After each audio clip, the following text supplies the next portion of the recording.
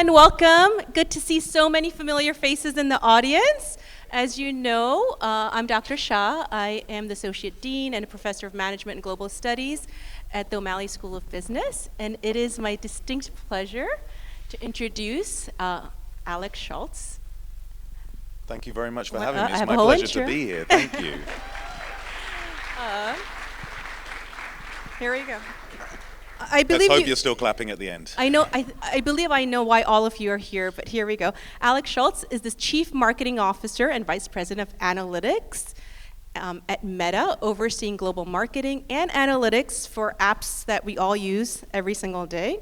He started his digital marketing career by founding the world's largest paper airplane website.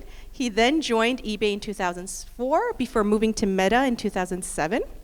In 2019, the Financial Times noted that if you joined Facebook, and I'm going to adverb a little bit here, and Instagram and WhatsApp or Threads or any Meta app in the last decade, Alex Schultz probably had something to do with it. Named one of the world's most influential CMOs in 2024 and 2025 by Forbes, Schultz is widely credited for helping grow Meta's user base to nearly 3.3 billion daily users globally.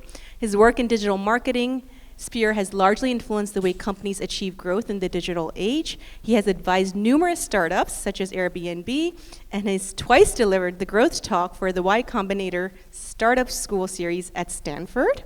So on behalf of the James Patterson Honors Program, the O'Malley School of Business, and Manhattan University, welcome to our campus. I know you had some time to sit on the quad, so I'm glad you came early. And I have my hat. We got photos with the hat, so that's great. And it's the right color. Green is the cover. Click here, so it's kind of perfect. Thank you very much for having me. Thank you for having us. So I'll get us started with the sort of most pressing question. I did a quick search on digital marketing in preparation for this talk.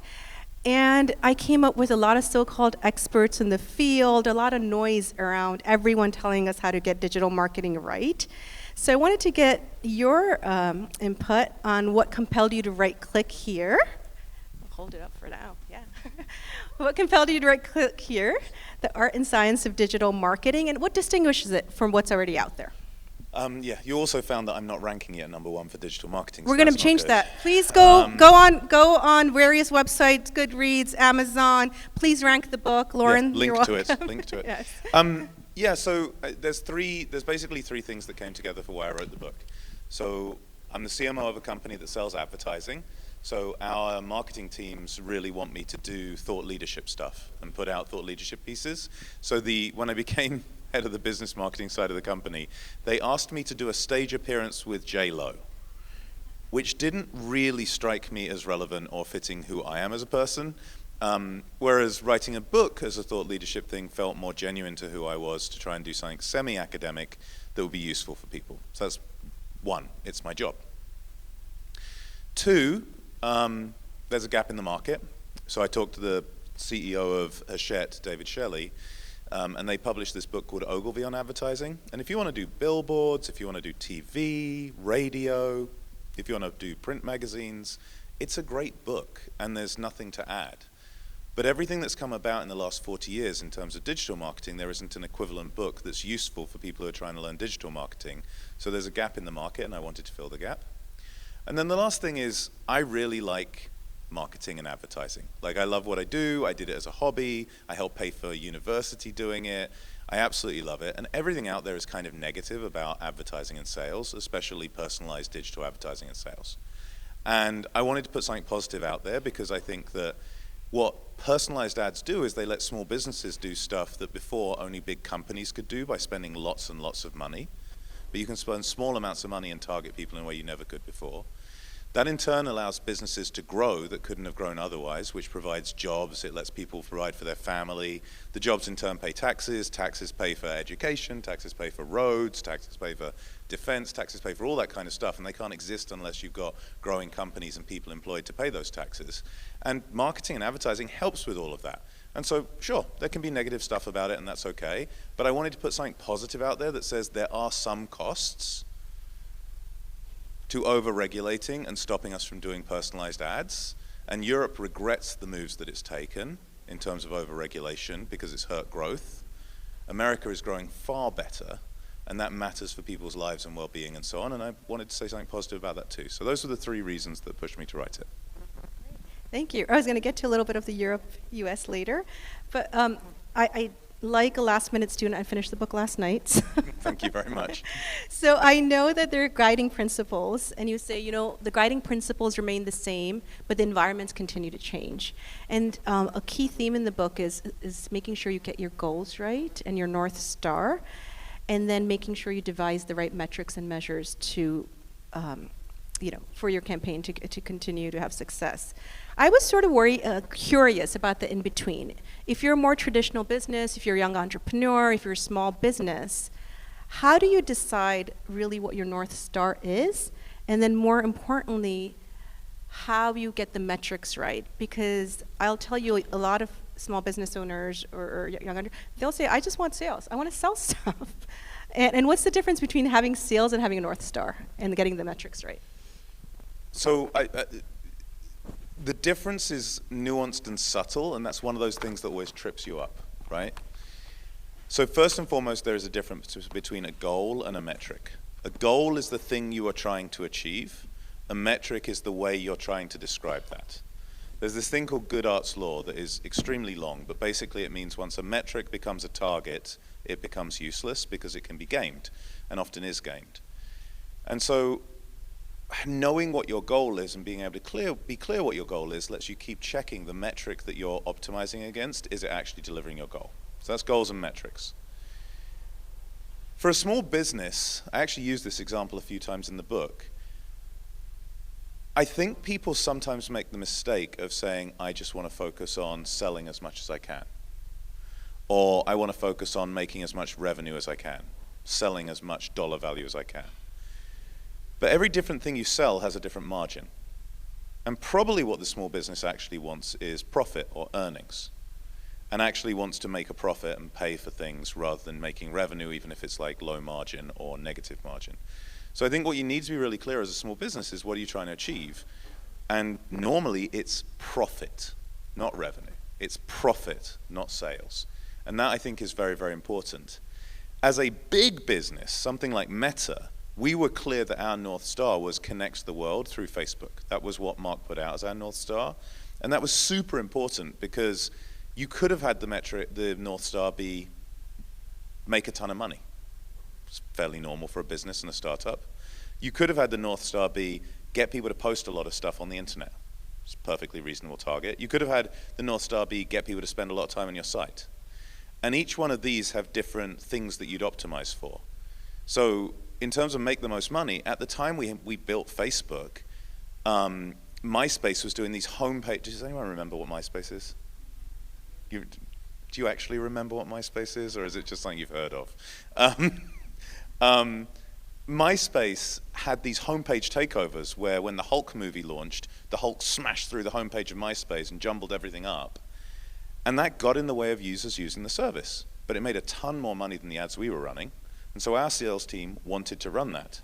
But because we were clear that our North Star was connect the world, and our North Star wasn't make the most money possible, we were able to make that decision and say, don't do it, because it went against our North Star, without having to do reviews with Zuck to make that decision, and that enabled us to move fast. So for small businesses and large businesses, hopefully that gives an idea of what I mean by North Star and metric, and why the nuance, if you like, we want to make as much revenue as possible versus what we want to make as much profit as possible. It does matter you get that nuance right.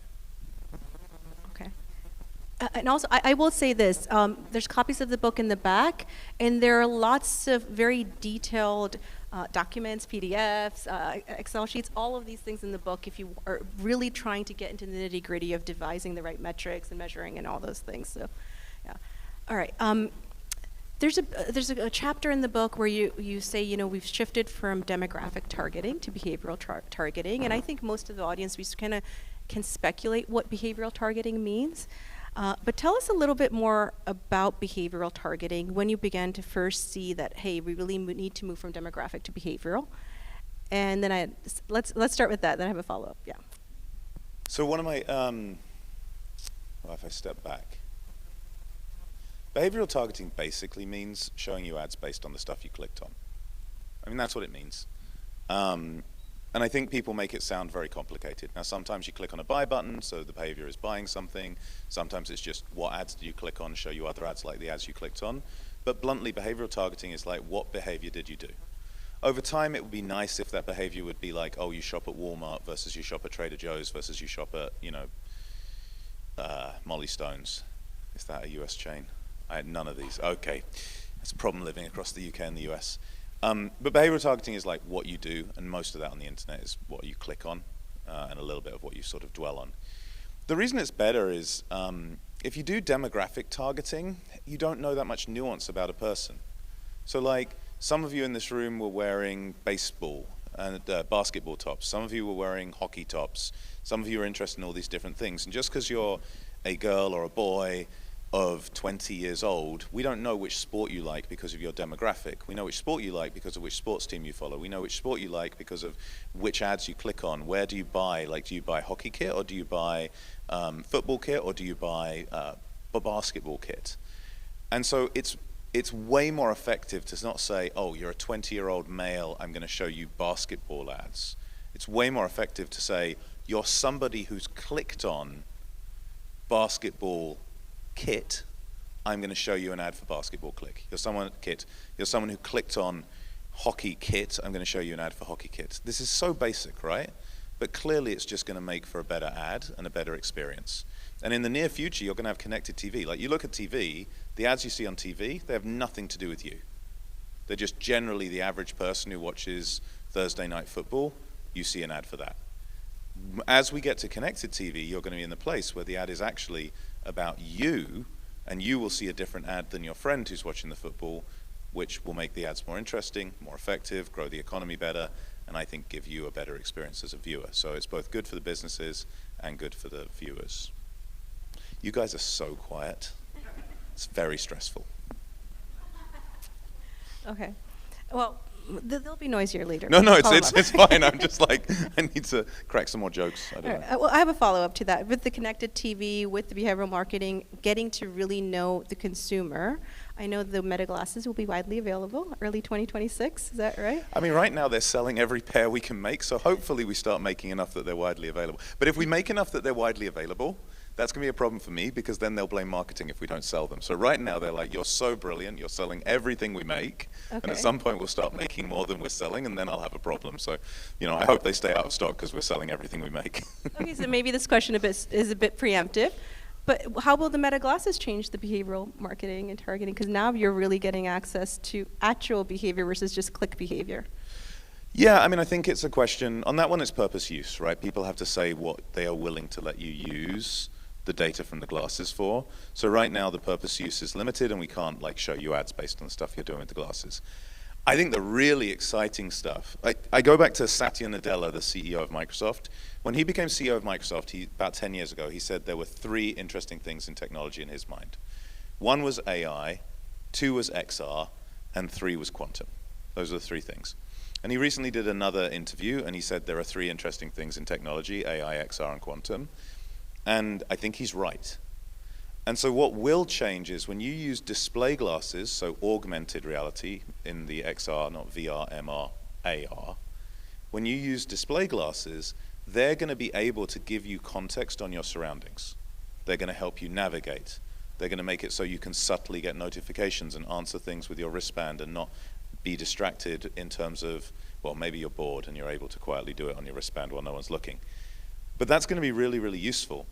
And the thing that will be amazing is if you can bring together that contextual awareness and world map with information about what you like and love using artificial intelligence, and say, hey, you've been looking for this pair of trainers that has been out of stock for 2 months. It's available around the corner from you now, and I can plot a map to it if you want. It's going to be so important people are giving the permission to receive that and are putting the right constraints on when they want to receive that, because you don't want it to be distracting, you don't want to be at the right time. But the utility in your life that will come from, I know what stuff you like, I know where you are, and I can overlay stuff on the real world for you, is going to be amazing when it's done right. So I was going to ask this question a bit later, but it seems like we might be going this way, and you're mentioning frequently about, you have to give us permission. So in any campaign, what role does the discussion on ethics play before you push it out? And is it a discussion you're regularly having before you push out a campaign? Yeah, I think there's an interesting balance here. Yes. And look, you can look at it from different directions. We have a very significant FTC consent decree on privacy. We made some missteps and we signed up to a consent decree. That means we have the most advanced and aggressive privacy protections in the industry. Now, I think that's because we want to build the most advanced and aggressive. I am fine if people say that's because we signed up to it with the FTC. Either way, it's true. And so at the start of any campaign, the conversations I have are about purpose use of data and making sure that we are only using data for the purposes we are given permission to use the data for. And that's the same whether you're looking at campaigns I run, Evergreen, Spiky, whatever, or you're looking at our ad platform and what you use it for. So I think it's a very, very important thing that you are there first and you're saying, okay, what am I allowed to use the data for, and only use it for what you're allowed to use it for. At the same time, I think it is also very important to be realistic. We are talking about slightly better targeted ads for trainers. Like in general, like what comes down to personalized ads and the ad campaigns and the stuff I talk about on this book is some more utility for people by having more relevant ads. And I don't think that that is a huge ethical and moral quandary of an area, and I think sometimes we go to a silly extent in terms of how we discuss that. So it's the balance. You should use the data for what you're allowed to use it for, and you should make sure you adhere to purpose use and you're clear with your consumers on what you're using. But at the same time, I don't want to get too silly about, oh my God, I'm targeting a slightly better size of top for somebody because I know what their top size is. That's just a good thing, and I don't think there's a deep moral and ethical quandary for showing you the right size of shirt. So there's this weird balance here on this one that you have to think about. How do you balance that with the clients you have? So who is advertising on your platforms and what sets you set? Well, different fields have different they have different restrictions on them. So if you're looking at housing, if you're looking at finance, if you're looking at fields like that, if you're looking at real money gaming, there's a ton of restrictions in those fields on what should be done and what can be used. Most of it, by the way, is regulated on the companies that buy the ads. And any company that is scrupulous, they themselves will not need the platform to stop them from doing things that are over the line. And look, there are people who try and do bad things. So there are people who try and show ads to only white people because they want to exclude people of color from their housing development, right? There are people who don't want to show stuff to gay people to exclude them from certain opportunities. Like that is a thing that does happen in the real world. And by the way, it happens by their choice of where they buy billboards, it happens by their choice of which magazine they buy ads in, it happens by their choice of what TV show they show their ad in. If you do a telenovela, you will deal more Latin American people. If you do a K-drama, you'll do more Korean people. If you do Days of Our Lives, it's going to be pretty white. And so this is an issue in, thank God, one joke landed. This is going to be an issue in, like almost any place you can do targeting. The thing that I worry about and the quandary that I get to on this one is sometimes instead of doing it by vertical, so we do a lot of this by vertical, as you say, specific advertisers, certain things are eliminated for the industry. So something I really care deeply about, and I think this is a really interesting one, is I'm gay. And I love getting ads for like rainbow flip-flops during Pride Month. Like I flip-flop around my house from my shower in my little rainbow flip-flops, and I'm a very happy bunny about it. I also really love what the Terence Higgins Trust has done, which is way more serious. They're an AIDS charity in the UK, and they have found that using targeted ads on the internet, especially Instagram and Facebook, lets them find people in the UK from the West African diaspora and men who have sex with men who have undetected HIV, get them to take a test, detect the HIV, and get them into treatment so that the virus is not detectable and cannot be transmitted. And that's a really valuable public health thing. They think they can eliminate community transmission of HIV/AIDS by 2030. And one of the ways they're doing it is they're buying personalized ads on Instagram and Facebook targeted to that category of people. In the EU, they have banned sensitive category targeting. So those first things I talked about, trying to exclude gay people. I'm going to use gay because I'm gay, so it's trying to exclude gay people from housing, trying to exclude gay people from insurance, trying to exclude gay people from things is a problem. But they have banned targeting gay people at all because of that problem, rather than holding the people who did the bad things to account. And in doing so, they've taken out both the nice use case of rainbow flip-flops, which are lovely, and I highly recommend them from Nike, and they have also taken out things like the Terence Higgins Trust using this targeting to get people into treatment for HIV. I don't think these blanket bans are a good idea. I think your question of deal with it by company is the right idea when you think about the ethics of this. And I think that civil society actually has pressed too far on this and has caused throwing out of the baby with the bathwater in some cases. Yeah. And like you mentioned earlier, it's been happening for decades. It's just a matter of in what form it's been happening, and we just have a new mechanism by it. And we have more visibility because it's the internet, so we can track it better too. Yeah. Yeah. Okay. Let's shift gears. I'm going to ask, since you think the audience is too quiet, we'll get them involved a little bit. How many people? I may regret that. There's going to be a question that's like, you're an arsehole. No, I'm not going to shift to audience questions yet. Don't worry. I just want to get a show of hands. How many of you consider yourself creatives? Like you're a creative person? Okay, awesome. Well, I think it's safe to say Alex is a numbers guy. Yes. And he calls himself a numbers guy. The evil queen of numbers. But then he also spends quite a bit of time in the book saying how important it is to have the right creative people on the team, to get the creative right, to test the creative. And so I guess, Alex, what I'm trying to understand is how do you marry the numbers with the creative? And how do you not isolate the creatives from the numbers and vice versa? Well, the first thing I'll say is I actually think there's a really big problem that we just consider pixels creative.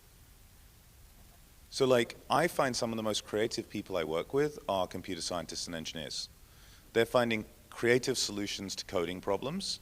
And actually, as we push more and more onto these AI tools doing a lot of the routine coding for you or the routine analysis for you or whatever, the value comes from having the creative thoughts about what to do and doing the higher level logic and the higher level creativity of any task. And actually, throughout history, in pretty much everything, what has happened is you have migrated from, you know, scribes writing out individual pieces of script into a book, to the printing press, to today you've got to typesetting, to today you've got word processors, and you even have AI writing the writing for you with you doing the creative. It moved up the value stack, machine code to something like Fortran, to scripting languages like Python and PHP, to libraries and abstractions that you have today. There's lots of migration up the stack to the creativity layer being the place where value is created. So first and foremost, creativity is not just pixels. And so every one of you who didn't put your hand up for being creative, I am sure in the field you are in, you are creative.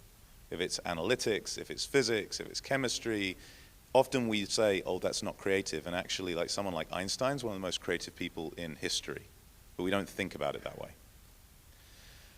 So the thing for me that's really important is across everything, you need to unleash people's creativity and thinking. And actually, I want to make sure that what we do is we measure the things that can be measured well,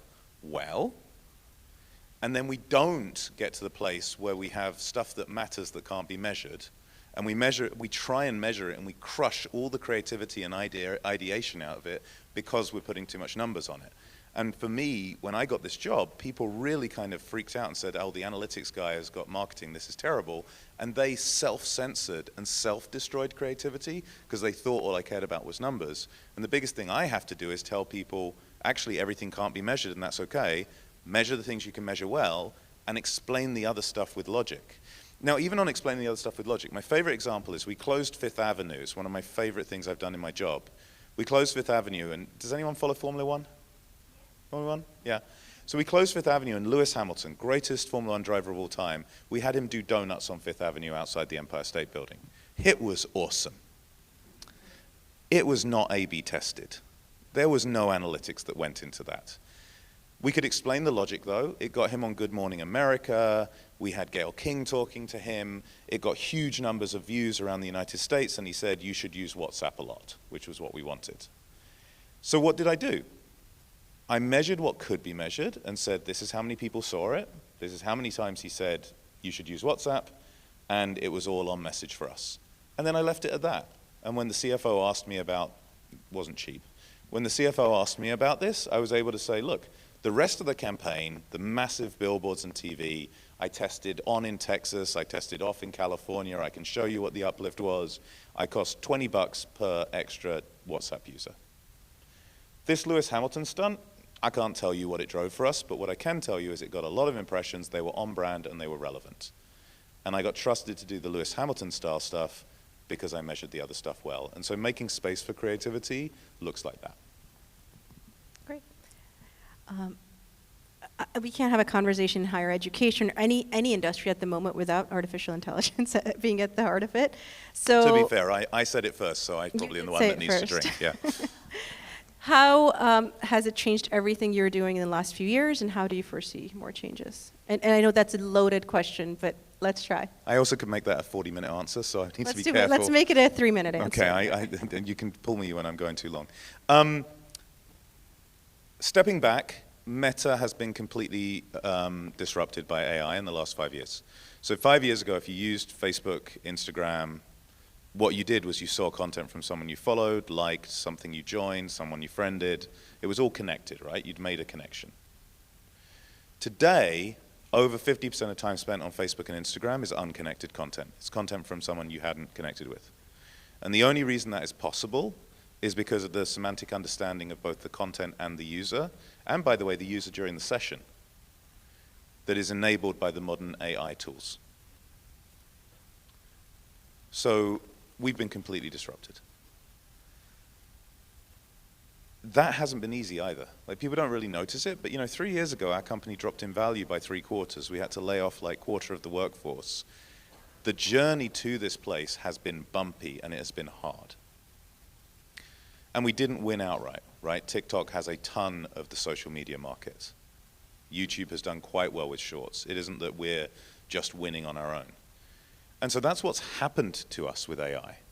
What's going to happen is going to be dramatic too. And I'd look at search and social, because otherwise I'll talk forever. In search, I think there are two important questions. Question number one is, does Google win? I think that's a really, really important question. Because if they win, I think a lot of stuff's going to look like the past. Whereas if they end up having ChatGPT win, or it splits the market, things are going to look very different. Question number two is, are you going to have interfaces like Gemini.google.com, ChatGPT.com, where you're talking to the AI and you are paying? In which case, people don't like to have ads next to something they pay for.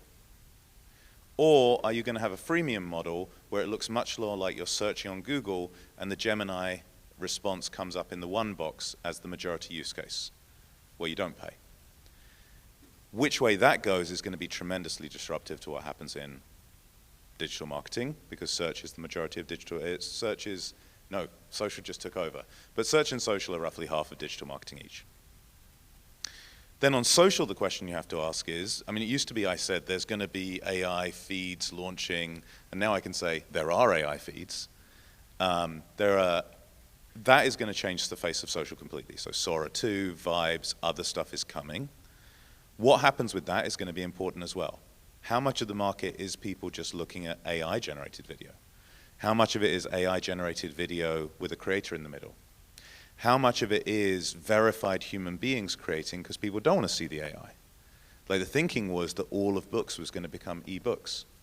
It's not. It's not even the majority of the market. And so we don't know where this is going to land. And so I actually think there's a bunch of questions about what will happen. Clearly, stuff like Gemini.google.com and ChatGPT will be part of the mix. I don't know how much of the mix it will be. Clearly, OpenAI is going to do well, but I wouldn't rule Google out. They're doing really great at the moment, so I don't know what's happening with them. And look, we believe Vibes, Sora, something like that's going to be huge.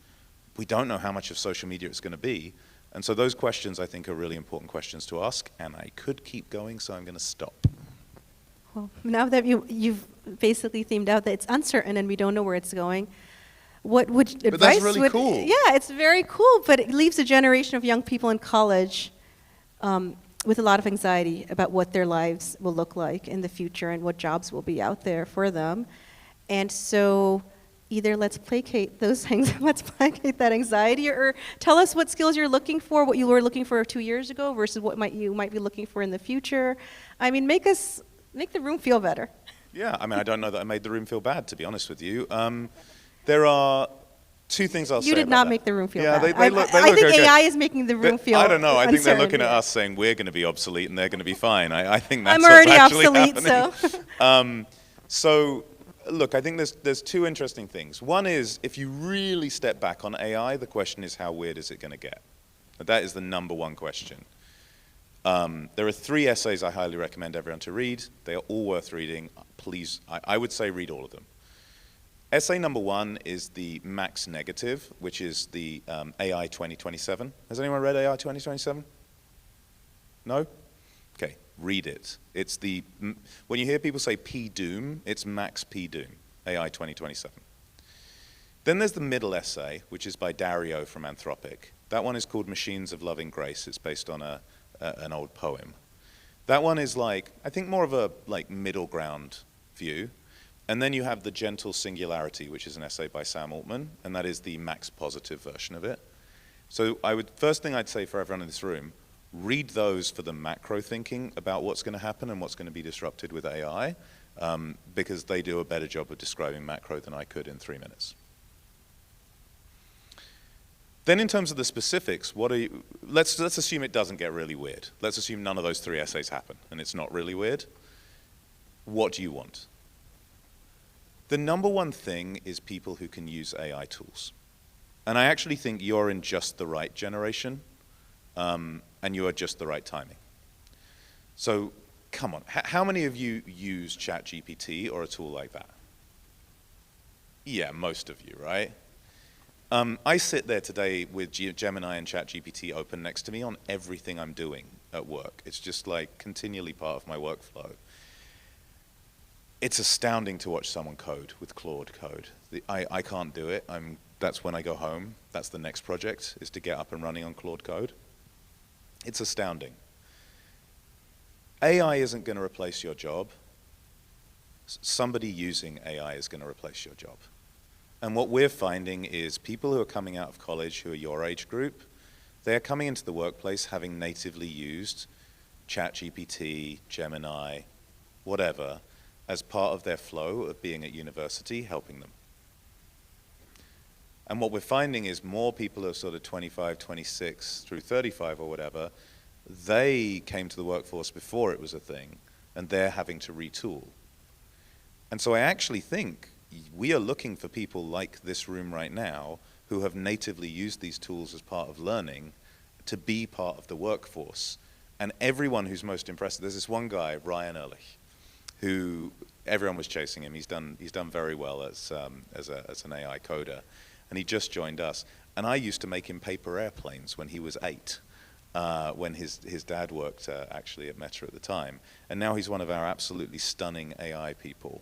And he's 23. That's what we're finding is people coming out of college now, straight out of Stanford, people coming out of college now use AI natively, and they are very well positioned to be in the workforce. People in the workforce already are learning to use AI, were very busy with their jobs already, and are at a disadvantage to the 20-year-olds entering the workforce. 5 years ago, I wasn't saying this. I was like, oof, this is a bad time to be entering the workforce, coming off of the global financial crisis and then the cuts that companies were doing and the pullbacks companies were doing. I would say now 20-year-olds are at an advantage again coming into the workforce because they've grown up with AI and used it at uni. Okay, I'll ask a follow-up. Something that will engage the audience here. You say if you don't have the skill set or if you don't know something, hire the right people around you, which is a central theme in the book as well. What are you hiring for in terms of character, and what are you hiring in terms of skills? How do you know if they don't have the skill, they have the right character to get there, and vice versa? Well, I would say first and foremost, we never hire someone without the right skill. So I would bear that in mind. Tell us the right skills? Yeah, but it depends on the job, right? It entirely depends on the job what the right skills are. We have amazing events people, world-leading events people. I don't want them to write code, We have people doing direct response marketing. I would like them to be really good with data. We have people who close Fifth Avenue and have Lewis Hamilton do donuts. They need to be good at partnerships. And so I think you need to have the skills for the job you're looking to do. What I would say is, like, you should make sure, whatever you're passionate about. So me, the reason I got my job in eBay was I really liked running websites. And I paid for college with websites, and that was really important for me to have the money to do the things I wanted to do. And it turned out that I found it really fun. And guess what? I went and did a job where I marketed websites, and it was great. So I think what's most important in terms of skills and character is you are interested in the thing that you're going to do, and you are interested enough that you have learned the skills it takes to enter in that space. And ideally, you have really good examples of how you've done it. Like, you want to be an events person at a big company? Run some events at university, you know? You want to enter analytics? Analyze some stuff. There's a lot of data knocking around. You want to write code? Build an app. Like go and do some of the things that you're going to do at the big company.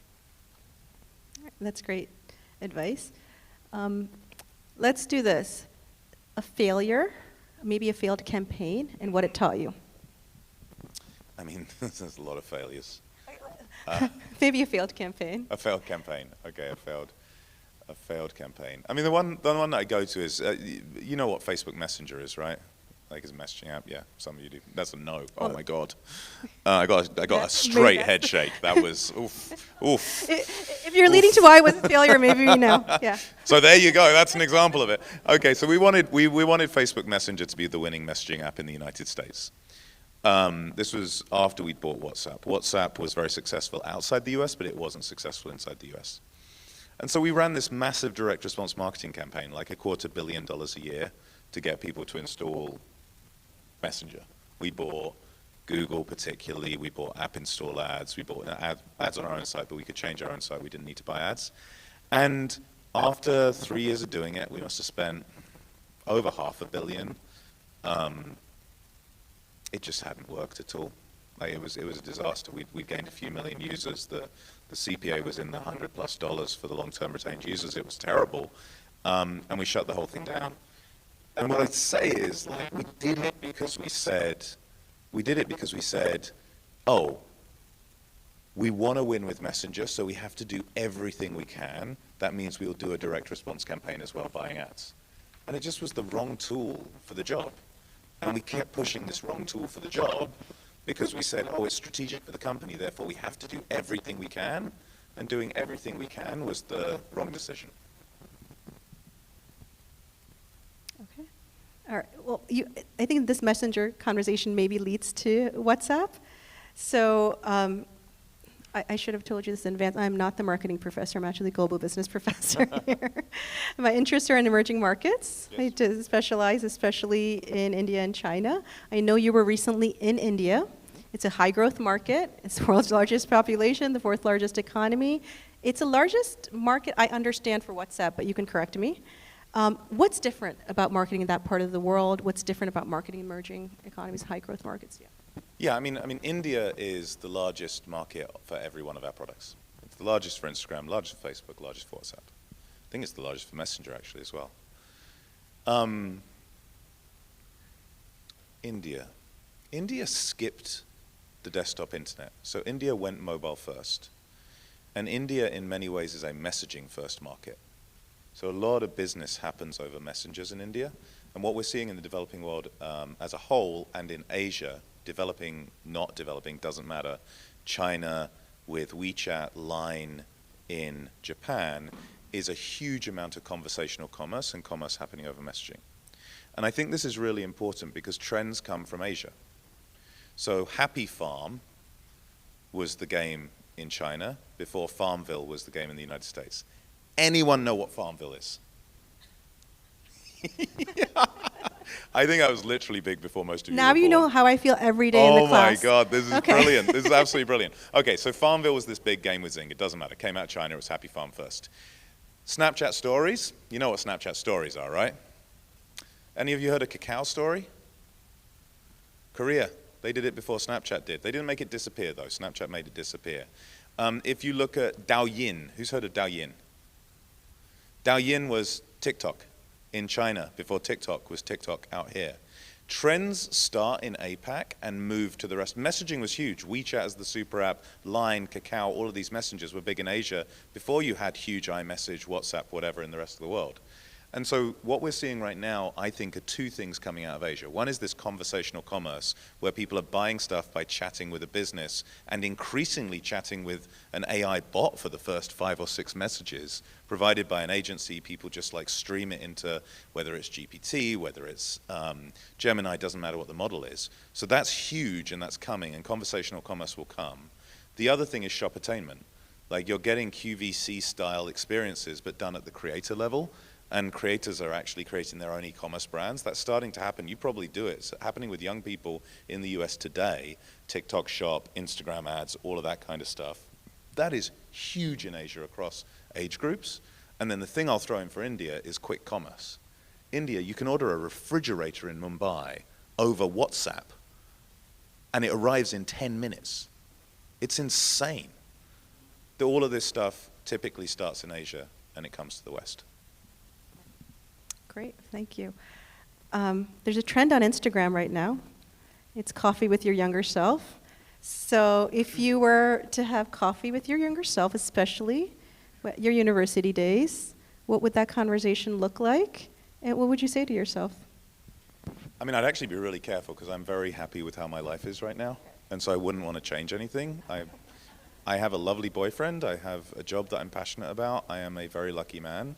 And I wouldn't want to muck it up. So that would be the number one thing.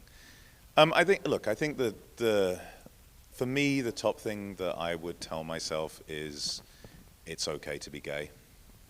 Like that's obvious. I mean, like I stayed in the closet right the way through university. I came out. I went to eBay. I was told by someone I knew that it would be bad for my career if I was openly gay at eBay, which there's actually some good data that was probably true. So I went back in the closet when I went to America. I think I did a bunch of stuff that was bad for my life because I was so scared to be out and gay. I think the world is different now, so it's not really advice for you guys, but coming out was one of the best things I ever did. That's great. So no matter who they are, to be themselves. Okay. I have one more question, then we'll do a lightning round, and then we'll open it up to the audience. Okay, great. I don't know that much about you, so this is definitely a hypothetical. If you had children, what rules or policies or household regulations would you set around using your own platforms? Well, I hope to have children. I'm in the process via surrogacy to have a child. So what rules are you going to have? Yeah, I mean, I think I'm going to follow, I'm probably going to let them use messaging from a younger age, so they'll probably get a device, I would have thought 8, 9 years old. The device would be restricted to messaging. I'd want them on WhatsApp. That's what I'd focus on. I'd use all the parental controls that are available on the phones. So I'd use the operating system level parental controls as well as the devices. When they were 13, I would absolutely allow them onto social media more generally, but I'd use the controls we have. I'd want to monitor what they were looking at, and I would keep that in place until they were 15, 16 years old, at which point, they could leave the home if they wanted to, and they're allowed to have it as they want. But we put all of these tools in place for a reason, and I think it is actually, and look, parental associations, when we talk to them, really agree with this. There is a thing to responsible parenting, which is you can't say, no, don't use social media, and then the minute you're 16, you suddenly use social media and you know nothing about it and you haven't talked through it with your parents. So you can't do that, but you also can't give people fully unfettered social media access, or kind of any access, when they're 9. And so there's got to be a process by which you introduce them to it, and I think we built the tools to allow for that, and I'm pretty happy with them, and most of my colleagues, by the way, have teenage kids. And so, we care about this stuff. We have our own families using it, and I would use those tools. Speaking of own family and setting rules, I have a time limit on my Instagram, which I'm sure is a parental control, but I have a time limit on my own Instagram for my teenage children have set the password, so when I run out of time, I'm desperately begging for, can I please have the password so I can use it. So I'm at a time limit right now, and anytime someone posts something, I'm like, I can't see it. Anyway, but yes, I love sitting and scrolling reels. It just makes me happy, to be honest with you. That brings me to my lightning round. So your app of choice, how much time do you spend on social in a day? Me on social in a day, 3-4 hours. Probably Instagram number 1. Stories, reels? Absolutely reels. Oh, Okay. You have 3-4 hours. This is good news. Now I don't feel so bad. I mean, honestly, there are a lot of boring meetings. Okay. A brand, so that we're sort of lightning round, so you could we do quick with this and we'll get to audience questions. A brand's marketing that you envy, aside from you. Coca-Cola. Coca-Cola, and they have done such a good job. Like 5 years ago, Coca-Cola was like, in my opinion, they were a bit out of date. They were 70% offline. In the last 5 years, they've totally changed their budget, so it's majority online now. And they do these things like Coke Create, where with creators, they hack on the Coke logo and they do these really cool, interesting things that like they then distribute and promote. The Share a Coke campaign is so cheesy, but it just works. And so their execution is amazing. So they're probably, from a brand perspective, in terms of leveraging digital for brand, they're probably the team I look up to the most right now. Great. A metric you could put on every dashboard tomorrow if you could. I wouldn't use a single number, it would be a chart. So retention, any product, if you want to grow an app, if you want to grow a service, what matters, assuming it's not like selling a refrigerator every 20 years, if it's like or selling a car, if it's like a service that people can use daily, the single thing that matters is, do you retain users? That is the only thing that matters. If that doesn't work, nothing above it will work. If that works, you have lots of options to build a business on top of it. So I would have on the y-axis % monthly active, on the x-axis days since acquired, and I would have that curve on every single dashboard. And the thing that winds me up so much after 20 effing years in this role across eBay and Facebook doing analytics and Meta now, everyone just uses a point estimate and they say, we have 40% retention. And the question is always, 40% retention after how many days and what is the angle of the line? Because if you've got 40% retention and the line is sloping downwards at a 45-degree angle, well, that's not good. If you've got 10% retention but the line is sloping upwards at a 45-degree angle, which I've seen multiple times, Airbnb had this, Facebook had this, Instagram had this, WhatsApp had this, that's amazing. And so just being told I have 40% retention at month 1, that means nothing. What matters is the angle, so it would be a chart. Okay, thank you. An overhyped marketing trend and an underrated one. Overhyped marketing trend has to be AI creative right now. Like, it will happen. It's going to be huge. It's just so hyped. Like, there's billboards the size of buildings at Cannes, the ad festival, about this, and at Ad Week New York right now. It's so overhyped. And I think underhyped, believe it or not, is influencer marketing. I think influencer marketing is smashing it right now, especially these things called partner ads, which you can do on TikTok, YouTube, and Facebook, and Instagram, I think. I think all 4 of us offer it, where you can pay some money to a creator and pay it to the platform to boost a story where the creator is promoting you really well. I think influencer ads are just very, very, very effective at the moment, and they are not. Everyone's gone so AI that influencer is now, that's last year's thing, and actually I think influencer's doing better than it's ever done, and just everyone's too focused on AI at the moment. Okay. Good. That's good to know. Michelle, do we have some audience questions? Hello, my name is Ibrahim Hernandez. My question to you is, like, what is your thoughts on like AI is like trending and like how it's gonna take like the market, and like what's your opinion on it? How is AI going to take over marketing? Yeah. Yeah, I mean, I think that it's going to change the way that ads are ranked across everything. And when you put AI together with connected TV, so we're moving to pretty much, when all of TV was running through a coaxial cable, even if you had a cable box, they couldn't change the ads based on what you were watching. As more and more TV is going over IP, if you combine that with artificial intelligence, you're going to be able to do, I think, 2 interesting things. One is target TV ads like you can target Facebook and Instagram ads today, which is going to be astounding. And 2 is create videos like you can with Sora, Vibes, Gemini's, I'm sounding old now, Bananarama, whatever they're calling it. All those different things. you're going to be able to do that on the fly for people. So you'll have creative created on the fly that is perfectly targeted using little amounts of data, and it will work on, yes, TikTok, yes, Facebook, yes, Instagram, but it will work on TV too. So I think that's how it's going to change it, is on a creative and targeting basis. My name is Aiken. I have a question. What do you think about bots? Bots? Bots, yeah. Yeah, I mean, look, it's bots, there are positive bots, there are negative bots, there are spam bots, there are, chat bots, there are porn bots, there are like a wide range of different bots. All right, more like, as in, let's say on X, right? There's a lot of bots accounts. Bots on X. Yeah. So I guess essentially fraud bots. Yeah, spam bots. What I would say is, there's a big section in the book on fraud. I've got some cool fraud stories in there that should be fun, worth tens of millions at least. It is an arms race, is what I'd boil it down to. Like, people say, oh, it's so easy to spot this stuff. None of us are sitting there going, wow, we really like bots on X, we like bots on Threads, we like bots on Facebook, Instagram, whatever. None of us are. What we found is there's just an arms race with like people who are trying to do spam, trying to do fraud, trying to do bad things, where we catch one way to take them down and they create a new way. And what's happened with generative AI is the spammers have actually just they've got a new weapon that's a really, really, really good weapon in their arsenal.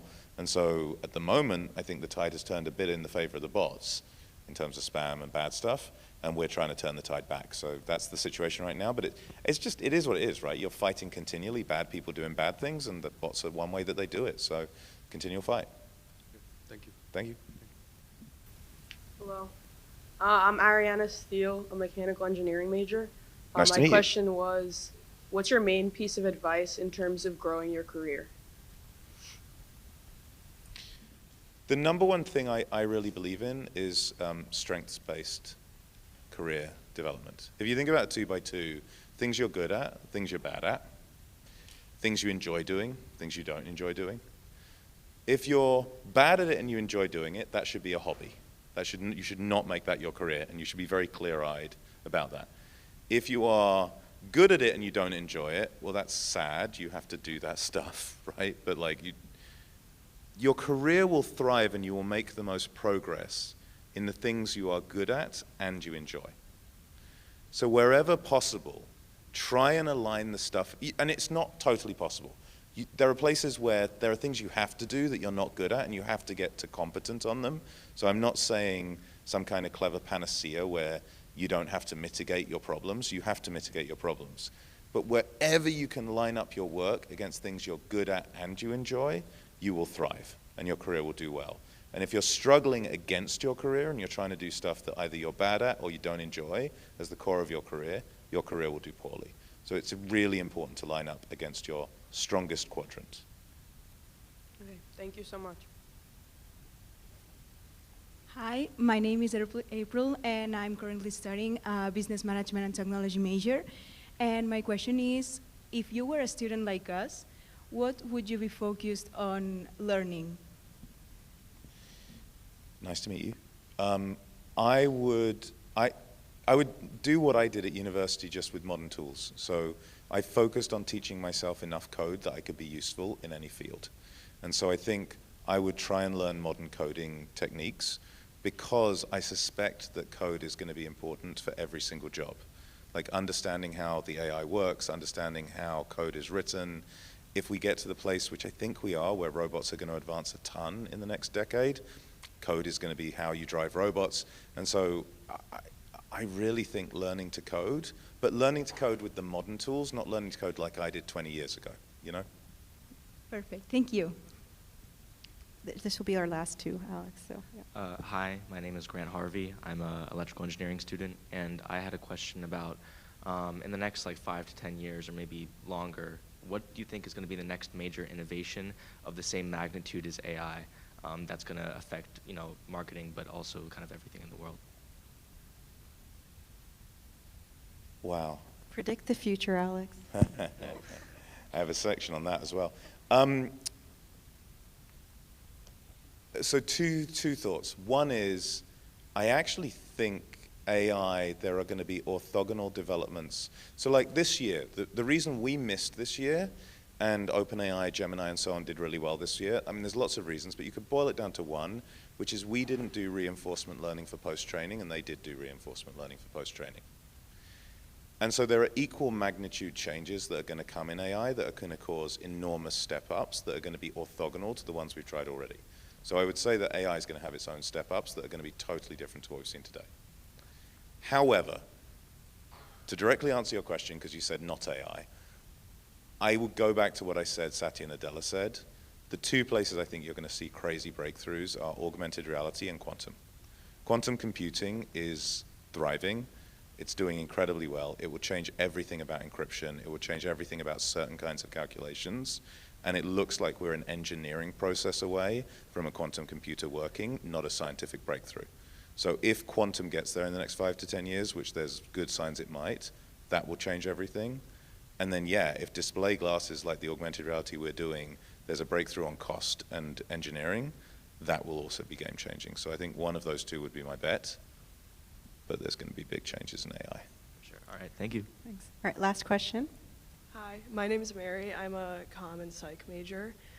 My question was just like, I guess what inspired you to write a book about this? I know you talked about being creative, especially nowadays with AI and all those things. So I guess just like why a book? Yeah. Books are different. Like books are something that, to this day, like we all thought they'd be replaced by ebooks. They weren't. Like they become like, all of the AIs are scanning in hundreds of thousands, millions of books. There is something different about a book. Our legal team takes books way more seriously than they take articles. The amount of review I got from legal on this book versus the amount of review on like the average like post I put on the internet, totally different. Like books are a statement and they're a way of joining the conversation. And so it felt like a statement and a way of joining the conversation more than any chat like this, any PowerPoint presentation, any series of posts on the internet. And so that's why I wanted to make a serious contribution to the conversation about marketing that updates it for the 21st century, because the time was right to do that. Thank you. Thank you. Thanks, everyone. Great. Thank you, everyone. Sorry. Alex, any parting words? I know you have a hard stop at 1. Oh, I mean, just thank you very much. I really appreciate it. I hope that was useful, and it means a lot to me that you all showed up. So thank you, and I hope you have great careers. Yep. And on behalf of the business school here and Manhattan University and JP Honors Program, thank you for being here. We have some books in the back, so students, please take a copy. And thank you so much, Alex.